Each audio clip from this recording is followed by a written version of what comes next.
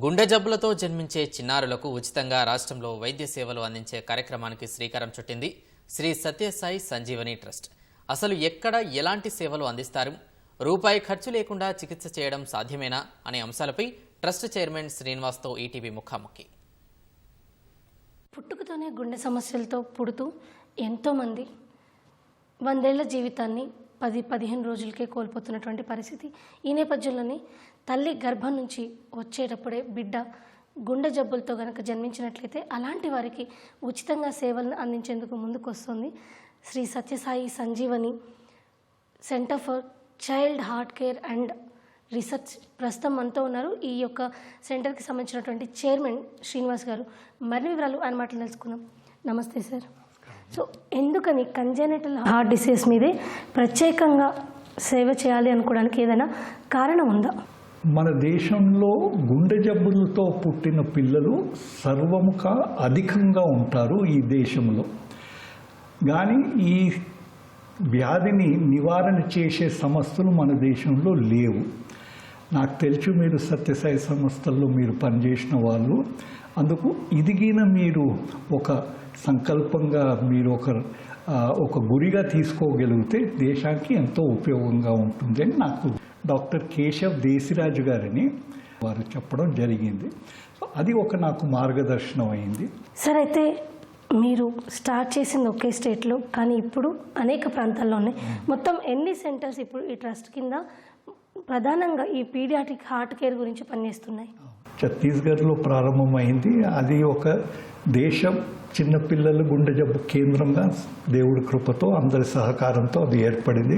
అన్ని రాష్ట్రాల నుంచి అన్ని జిల్లాల నుంచి రాయపూర్ రావడం జరిగింది. మా మోడల్ ఏమిటంటే సర్వింగ్ ది అన్సర్వ్డ్ అని మేము ఇంగ్లీష్లో అంటాం. అందుకు ఎక్కడి నుంచి అధికంగా పిల్లలు వస్తున్నారు. సో మేము చూడడం ఏంటంటే 2 భాగాల దేశంలో, ఒకటి సెంట్రల్ ఇండియా నుంచి చాలామంది పిల్లలు రావటము, రెండోది నార్త్ ఇండియా నుంచి చాలా మటుకు పిల్లలు రావడం. అందుకు మాకు హర్యానా నార్త్కి వెళ్ళాలని ఒక సంకల్పం అయింది. ఇది ఎలాగ ఉన్నప్పుడు నాకు మహారాష్ట్ర రాష్ట్రం నుంచి అక్కడ ముఖ్యమంత్రి దేవేంద్ర ఫడ్నవీస్ పదే మా వెంటపడి మీరు ఎట్లన్నా మహారాష్ట్ర సైడ్లో సెటప్ చేయాలని మమ్మల్ని అడగడం జరిగింది. దీన్ని యోచించి ఆఖరికి 3వది మహారాష్ట్రలో కూడా మేము చేయడం జరిగింది. దాని తర్వాత మాకు తెలంగాణకి ఒకసారి ఆకస్మికంగా ఇక్కడ పక్కన మా పాఠశాల ఉన్నదాన్ని సద్గురువు గారు తీసుకొచ్చారు. అప్పుడు నేను అడగడం జరిగింది, వీళ్ళకి హాస్పిటల్ అంటే ఏదైనా మెడికల్ ఇప్పుడు కూడా నేను అక్కడి నుంచే వస్తున్నారు.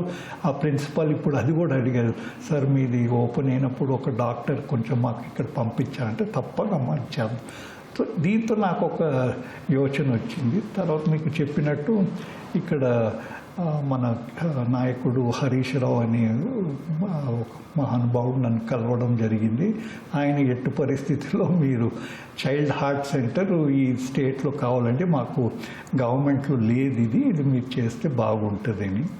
అలాగే ఇక్కడ అదొక నిర్ణయం అయింది. సో మీరు ఆల్సో చెప్పారు, ఇప్పుడు దేవుడి దయతో ఈ 11-12 ఏళ్లలో మేము 3 లక్షల కన్నా అధికంగా పిల్లల్ని అన్ని రాష్ట్రాలు దేశాల నుంచి చూడడం జరిగింది. ఒక రకంగా ఇంగ్లీష్లో లేబర్ ఇంటెన్సివ్ స్పెషాలిటీ ఇది. ఒక్కొక్క సర్జరీ 5 గంటలు 6 గంటలు 7 గంటలు అవుతుంది. పోస్ట్ ఆపరేటివ్ కేర్ మేనేజ్మెంట్ కూడా చాలా జాగ్రత్తగా చేయాలా. అందుకు ఇది చాలామంది ఇది చెయ్యరు. ఇది సార్, అయితే మీరు అన్నారు పోస్ట్ ఆపరేటివ్ కేర్ జాగ్రత్తగా చేయాలి అని. దీనికి మెడికేషన్ కూడా చాలా ఉంటుంది. పోస్ట్ ఆపరేటివ్ కేర్ సర్జరీస్ ఫ్రీగా చేస్తున్నారు, పోస్ట్ ఆపరేటివ్ కేర్ కూడా ఫ్రీ కావచ్చు. పోస్ట్ ఆపరేటివ్ అంటే ముందు టెస్ట్లు అవి ఉంటాయి, తర్వాత మెడికేషన్ ఉంటుంది.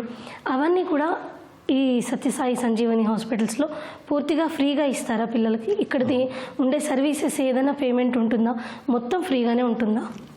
సత్యసాయి సంజీవిలో పాయింట్ ఆఫ్ ఎంట్రీ నుంచి పాయింట్ ఆఫ్ ఎగ్జిట్ వరకు సంపూర్ణంగా అన్ని సేవలు నిశుల్కంగా ఎల్లప్పుడూ ఉండబోతాయి. దాంట్లో మందులు కానీ, అడ్మిషన్ కానీ, ఐసీయూ కానీ, తిండి కానీ, ఉండే వసతులు కానీ, ఏవైనా కానీ కొందరు పిల్లలు 10 రోజులు, ఒక వారం రోజులే బాగైపోయి వెళ్ళిపోతారు. కొందరు ఉంటారు 2 నెలలు కూడా 3 నెలలు కూడా ఉండవలసి వస్తుంది. ఇది క్రిటికల్ సర్జరీ. అట్లా పిల్లలు కూడా ఉన్నారు. కానీ ఏనాడు కూడా వాళ్ళకి కాస్ట్ బిల్ అనేది ఉండదు. సార్ అయితే ఇప్పుడు మీరు బిల్లు ఉండదు అలా అని చెప్పి అందరికీ చేయలేము. అర్హులు ఎవరు అనేదాన్ని ఎలా డిసైడ్ చేస్తారు? ఒకవేళ ఈ పాపకి, ఈ పిల్లవాడికి అర్జెంట్ మెడికల్ నీడ్ ఉందంటే ఆ పాపను తీసుకోవాల్సి వస్తుంది. ఎందుకంటే మీరు తీసుకోకపోతే ఆ వ్యాధి ఇంకా కష్టం అయిపోతుంది. మీరు చేసేది కూడా ఇంకా మీకు కష్టం అవుతుంది. అది చేసే అవసరం అది. ఎందుకంటే ఈ స్పెషాలిటీ ఎట్లంటే మీరు ఎంత డిలే చేస్తారో అంత దాన్ని కాంప్లికేట్ చేస్తారు మీరు. అందుకే దీనికి అంటారు అర్లీ డిటెక్షన్ స్క్రీనింగ్ చాలా ప్రధానం. త్వరలోగిన ఈ పుండుని మీరు పట్టుకుంటే దానికి నివారణ చేయగలుగుతారు. అది పెద్ద పుండు అయిపోయి పెద్ద ఇదిగా అయిపోయిందంటే దానికి ఇంకా కష్టం అవుతుంది. సరే అయితే ఇప్పటికే దాదాపు 33,000 మందికి పైగానే ఉచితంగా శస్త్రచికిత్సలు చేయించారు.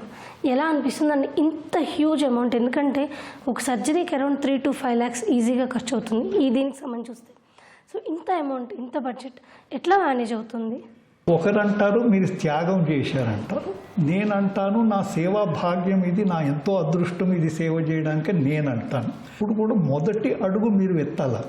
తర్వాత దేవుడు మీరు 1, 2, 3 వెళ్తూ ఉంటే ఎక్కడెక్కడి నుంచో మనుషులు మీ దగ్గరికి వస్తారు. ఇది నా అనుభవం, ప్రత్యక్షంగా జరిగిన అనుభవాలు ఇవి.